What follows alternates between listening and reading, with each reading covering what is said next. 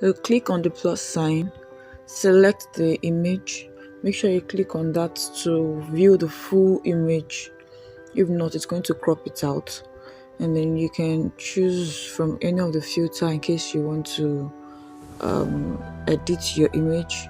You can also use the edit button as well, change the color, the shadow, saturation, and the likes. The one up there is for brightness.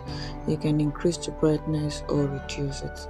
So it's left to you on how you want to edit. Once you do that, you can click on done. If not, click on cancel, and then you move to the next stage. You can look at the options and then you use whatever it is you want to use. Click on tag, you click on invite collaborator, tag the person you want to invite as collaborator.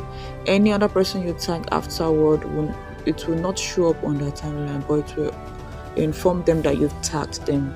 So, but the first person you invite as collaborator is a person that would see it. Once the person approves, the person will also see it on his or her profile. Okay, so I'm just randomly tagging. You can tag as many as possible after you've invited collaborator, and I've deleted that. You click on done, and then you can also post on your Facebook page if you want. You can use the tools available at your disposal on the app. Type in your caption and then you click on done.